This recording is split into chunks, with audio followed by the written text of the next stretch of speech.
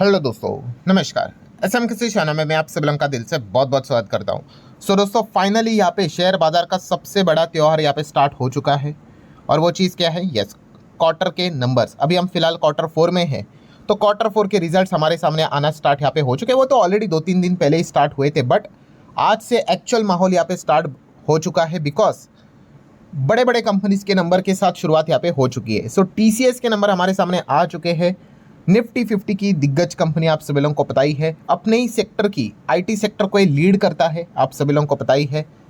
सो TCS के number हमारे सामने यहाँ पे आ चुके हैं और इन नंबर्स को हम पढ़ेंगे। नंबर्स पढ़ने के साथ साथ मैनेजमेंट ने और क्या क्या कमेंट्री यहाँ पे दी है और क्या क्या बातें सामने रखी है, डिविडेंड दिया है कि नहीं दिया है। टीसीएस तो हर क्वार्टर में डिविडेंड देता है, हर क्वार्टर में। सो इस वक्त कितना दिया है, उम्मीद कितनी थी, एक्चुअल में कितना मिला है, एआई को लेकर क्या बात इन्होंने की है, सारी चीज़ों को हम लोग यहाँ पे कवर करेंगे। तो चलो स्टार्ट यहाँ पे करते हैं। सबसे पहले अगर हम देखेंगे तो आप देख सकते हो, यह है मार्च 2025 के नंबर, यह है दिसंबर 25 के नंबर, मतलब क्वार्टर 3 के नंबर, और ये रहे हमारे इस वक्त के क्वार्टर 4 के नंबर, मार्च 26। सो टॉप लाइन की बात कर ले, जिसको हम सेल्स कहते हैं, आप चेक कर सकते हो कितना है, 64,479 करोड़ का सेल रेवेन्यू टीसीएस एक साल पहले यहाँ पे करता था सेम क्वार्टर में। वहीं पे मार्च में ये कितना हो गया, 70,698 करोड़। सो काफ़ी बड़ी ईयरली बहुत अच्छी जंप देखने को मिल रही है। 3 महीने पहले दिसंबर में ये आंकड़ा था 67,000 करोड़ के आसपास, जो कि अब 70,000 करोड़ को पार कर चुका है। सो क्वार्टरली ईयरली हम कह सकते हैं सेल्स में, रेवेन्यू में काफ़ी अच्छी जंप देखने को मिली है।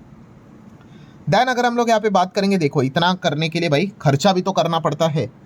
तो खर्चा कितना है आप देख सकते हो, 47,499, 48,818 और इस वक्त 51,422।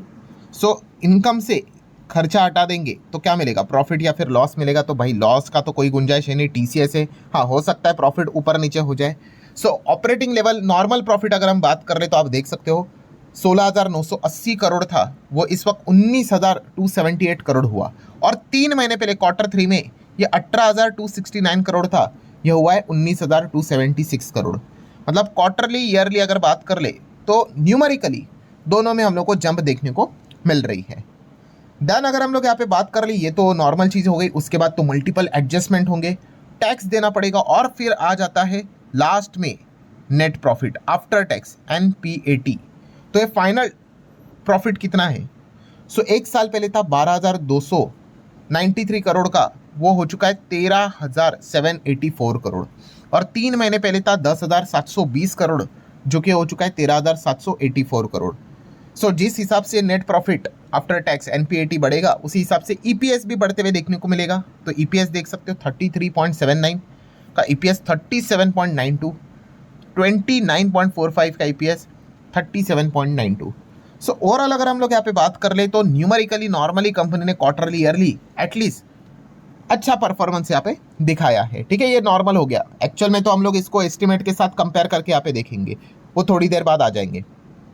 What about dividend? हर वक्त अगर देखा गया तो टीसीएस के शेयर होल्डर को चाहे क्वार्टर 1 हो, 2 हो, 3 हो, 4 हो, डिविडेंड तो कंपनी दे ही देती है। तो इस वक्त कंपनी ने फाइनल डिविडेंड दिया है कितने का, 31 शेयर, मतलब 31 रुपया पर शेयर के हिसाब से। पर कुछ लोग यहाँ पे नाराज हो सकते हैं, बिकॉज बहुत लोग एक्सपेक्ट कर रहे थे ये 40 के भी ऊपर हो सकते हैं। चलो कम से कम 40 का डिविडेंड हो सकता है, एक्चुअल में केवल 31 का ही देखने को मिल रहा है। कंपैरिजन के हिसाब से मैं केवल लगा रहा हूँ। ठीक है, सो ये एक पॉइंट को आप नोट कर सकते हो। अब आ जाते हैं दोस्तों एक्चुअल वर्सेस एस्टिमेटेड नंबर, कि अनुमान कितना किया गया था और एक्चुअल में आया कितना। सो आप देख सकते हैं एस्टिमेटेड रेवेन्यू के साथ शुरुआत करते हैं। अनुमान था 69,494 करोड़ आना चाहिए, बट एक्चुअल में अभी हम लोगों ने देखा 70,000 प्लस आया। मतलब क्या है, स्टेटस क्या है, रेवेन्यू को तो एटलीस्ट बीट किया है, अनुमान से तो बेहतर है। देन अगर हम बात करेंगे PAT, net profit after tax, 13,500 crore expectation था, यहाँ पे कितना है 13,718 करोड़, स्लाइटली बीट किया है, बट चलो किया है। देन इबिट मार्जिन की अगर बात कर ले 25.2 से लेके 25.4, तो चलो इन लाइन है, 25.3 उसी के बीच में है। देन अगर हम लोग बात करेंगे जो बड़े बड़े डील्स, टोटल कॉन्ट्रैक्ट वैल्यू जो देखने को मिल जाता है 10 बिलियन डॉलर के आसपास रहेगा, ये तो 12 बिलियन डॉलर है, तो चलो ये भी बढ़िया है। एंड रही बात आखिर की, जो कि बहुत इंपॉर्टेंट होती है, सीसी रेवेन्यू ग्रोथ कितना है क्वार्टर ऑन क्वार्टर, ठीक है, कांस्टेंट करेंसी के हिसाब से, ठीक है, को डॉलर का जो अप्रिसिएशन हो रहा है उसको हम नहीं कंसिडर करेंगे, तो 1 से 1.5% का अनुमान था, ठीक है, उसी के बीच में आया 1.2 इन लाइन है। सो अनुमान के हिसाब से एक्चुअल में नंबर कैसे रहे तो वो भी मैंने आप लोगों के सामने ये डेटा रखा है। Then what about the client addition, ठीक है, बड़े बड़े क्लाइंट्स, मैंने इसके पहले भी आपको बताया कि आपके क्लाइंट्स बढ़ेंगे, बड़े बड़े नाम जुड़ेंगे तो भाई आपका रेवेन्यू टॉप लाइन बेहतर होने के चांसेस होते हैं। So TCS added 2 clients in $100 million plus bracket, ठीक है, और हो चुके हैं कितने 66 क्लाइंट हो चुके हैं भाई, मतलब बहुत बड़े क्लाइंट्स है ये। जस्ट इमेजिन $100 मिलियन वाले क्लाइंट्स देखने को मिल रहे हैं, और $50 मिलियन प्लस ब्रैकेट वाले जो क्लाइंट है वो टोटल कितने 139 इस वक्त, और 9 क्लाइंट्स यहाँ पे वो जोड़ चुके हैं। सो ओवरऑल क्लाइंट बेस की अगर बात करें, बड़े क्लाइंट्स, मीडियम साइज के क्लाइंट, काफ़ी अच्छा परफॉर्मेंस देखने को मिल रहा है। अब आ जाते हैं दोस्तों one of the most important point के ऊपर, आर्टिफिशियल इंटेलिजेंस, AI। इसी चीज़ ने पूरा हर किसी को परेशान करके रखा है। सो AI को लेकर देखा गया तो TCS ठीक है काम कर रहे हैं, उतना मेजरली काम तो नहीं कर रहे हैं हमारे IT कंपनियां, बट फिर भी जितना काम कर रहे हैं वो तो देख लेते, तो आप देख सकते हो एन्युअलाइज्ड AI लीड रेवेन्यू की अगर बात कर ले वो सरपास हो चुका है $2.3 बिलियन इन Q4, जो कि प्रीवियस क्वार्टर की अगर बात कर ले था $1.8 बिलियन। सो चलिए हम कह सकते AI रिलेटेड भी जो काम चल रहा है, पहले 1.8 था, अब 2.3 तक जा चुका है। सो धीमे धीमे करके AI से रिलेटेड भी चीज़ें करते हुए देखने को मिल रहे हैं। देन अगर हम लोग यहाँ पे बात कर ले तो इंडियन मार्केट से रिलेटेड TCS का परफॉर्मेंस काफ़ी ख़राब हो चुका है, मतलब जो कमाई इंडिया से होती है उसमें 23% का डिक्लाइन है। आपको पता ही है TCS सबसे ज़्यादा कमाता किधर से है, अमेरिका से, यूरोप से, यही से सबसे ज़्यादा पैसा कमाता है। इंडिया इतना बड़ा मार्केट है ही नहीं जितने भी IT कंपनीज हैं उनके लिए। सो यहाँ पे 23% का डिक्लाइन नज़र आ रहा है। एशिया पैसिफिक की भी अगर बात कर ले तो यहाँ पे भी 0.5% का डिक्लाइन ही नज़र आ रहा है। एंड उसी के साथ साथ कंपनी का जो कम्युनिकेशन एंड मीडिया सेगमेंट है वहाँ पे भी डिक्लाइन नज़र आ रहा है, समवेयर अराउंड 0.4-2.1% के आसपास, CC के हिसाब से, कॉन्स्टेंट करेंसी के हिसाब से। तो ये कुछ नेगेटिव पॉइंट्स भी हम लोग को देखने को मिल रहे हैं। देन अगर हम लोग बात कर ले, आपको पता ही है किसी भी कंपनी को सीनियर लेवल मैनेजमेंट ही चलाता है। सो यहाँ पे सीनियर लेवल एग्जिट की अगर बात कर ले, जिसको हम एट्रिशन रेट भी यहाँ पे कहते हैं, 16% तक देखने को मिल रहा है।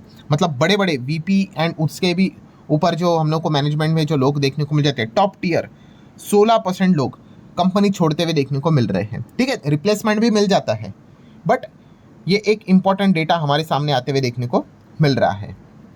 देन अगर हम लोग बात कर ले एक ऐसी चीज़ जिस चीज़ के चलते दिक्कतें हम लोग को देखने को मिल रहा है, और वो है अनसर्टेनिटी।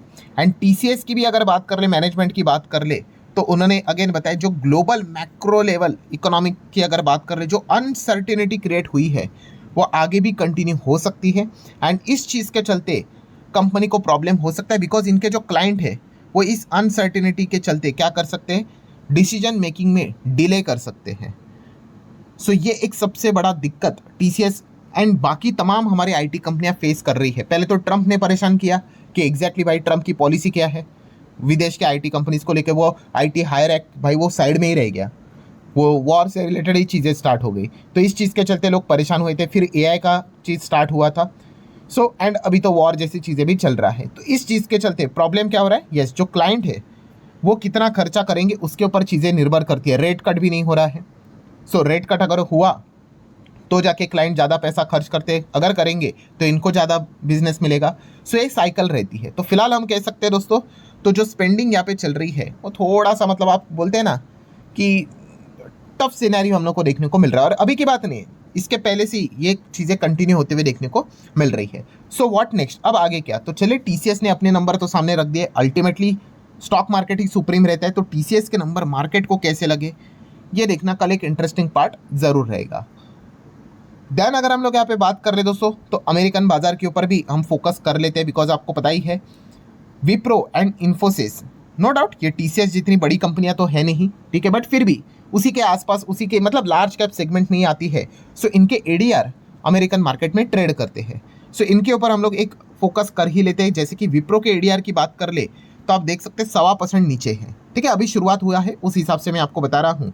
एंड इन्फोसिस के एडीआर में तो 2.5% की गिरावट देखने को आप मिली है, ठीक है। सो ये टीसीएस के नंबर सामने आने के बाद का एक रिएक्शन हम लोग को देखने को मिल रहा है। ओरिजिनल रिएक्शन तो कल ही पता चलेगा, जब टीसीएस के एक्चुअल में खुद के ही शेयर में ओपनिंग होगी, तब पता चलेगा कि बादर को ओवरऑल परफॉर्मेंस कैसा लगा है। सो ठीक है दोस्तों, आशा करता हूँ वीडियो हेल्पफुल लगा होगा। आसान भाषा में जितना हो सके along with the all examples सारी चीज़ें आपके सामने रखने की कोशिश की है। सो आप चाहो तो वीडियो को लाइक एंड शेयर कर सकते हैं, एंड आप अपनी भी टिप्पणी कमेंट सेक्शन में रख सकते हैं। आपको कैसे लगे टीसीएस के नंबर, अच्छे लगे, बुरे लगे?